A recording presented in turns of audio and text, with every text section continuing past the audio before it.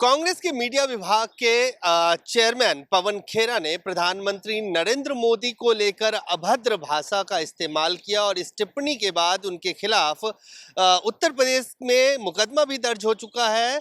हमारे साथ बीजेपी के राष्ट्रीय प्रवक्ता आरपी सिंह हैं।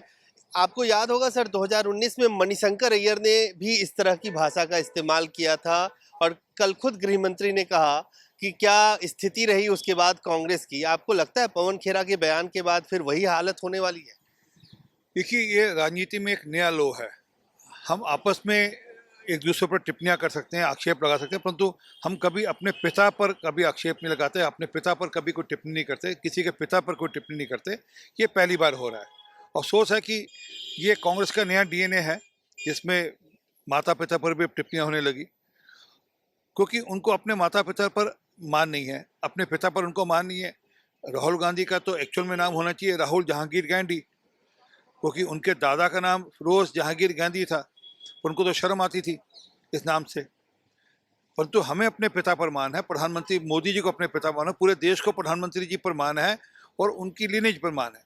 परंतु अफसोस है कि ये नया लो है और ये दिखता है कि किस प्रकार की राजनीति, परंतु पूरा देश देख रहा है और पूरा देश समझ रहा है कि ये लोग राजनीति के अंदर किस प्रकार की ओछी हरकतें कर सकते हैं। आरपी सिंह जी, कांग्रेस ये कह रही है कि जब बीजेपी के नेता और उच्च पद पे बैठे व्यक्ति जब नेहरू और इंदिरा गांधी को लेकर इस तरह की भाषा का इस्तेमाल करते हैं तब तो इतनी ज्यादा हाई तौबा नहीं होती है। अगर पवन खेरा ने कह दिया तो नहीं, नेहरू जी को लेकर क्या कहा कि क्या इनको नेहरू जी के नाम से शर्म है? इनको अपने नाम के आगे गांधी लगाकर वो अपने आप को महात्मा गांधी जी का वंशज बताने की कोशिश करते हैं। वो ये बताते हैं कि हम गांधी वंशज से हैं, और जिस गांधी का नाम लगाया, गैंडी का, गांधी नहीं, GHANDY, उनका पूरा नाम लेते हुए शर्म है। तो जिनको अपने पूर्वजों से शर्म आती है, इस बात को लेकर कहा गया था, ना कि कोई उपहास उड़ाया गया था। कभी हमने किसी भी इनके पूर्वज का उपहास नहीं उड़ाया। और खास कर मोदी जी के पिताजी का राजनीति से कुछ लेना देना नहीं। इनके तो दादी भी, इनके तो पर नाना भी, दोनों राजनीति में थे, तो उनके राजनीतिक काम पर टिप्पणी हो सकती है, परंतु आप जिनका राजनीति से कोई लेना देना नहीं, वो उनके नाम में दामोदर दास है, आप उस पर उपहास उड़ाएंगे, आप टिप्पणियां करेंगे, आप छोटी ऊंची हरकत करेंगे, तो देश उस पर नाराजगी तो जाहिर करेगा। एक और सवाल है, कांग्रेस का प्लेनरी सेशन रायपुर में होने जा रहा है। जो एआईसीसी डेलीगेट जो उनके इलेक्टोरल कॉलेज है उसमें एक बार फिर जगदीश टाइटलर का नाम है।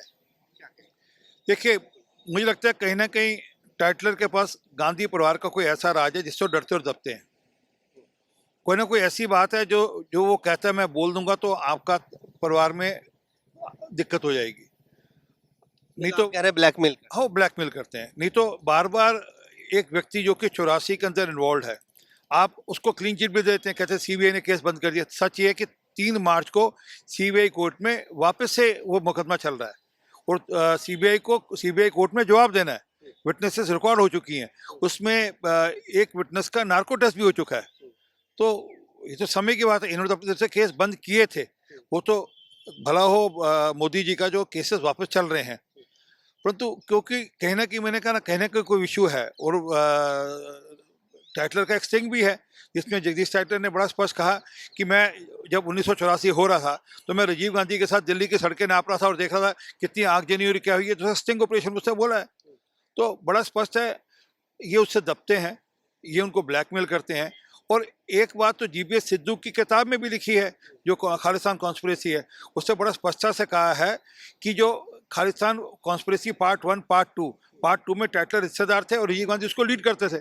तो साफ तौर से आरपी सिंह जी सभी विषयों पे बोलते हुए, खासतौर से जिस तरह से पवन खेरा ने प्रधानमंत्री नरेंद्र मोदी के पिता को लेकर जो टिप्पणी की है उसको गैर जरूरी और गैर वाजिब बताते हैं और इस तरह से कांग्रेस एक निम्न स्तर की राजनीति कर रही है, इस बात का वो उल्लेख कर रहे हैं। कैमरामैन फिरोज के साथ अजय झा, दैनिक सवेरा, दिल्ली।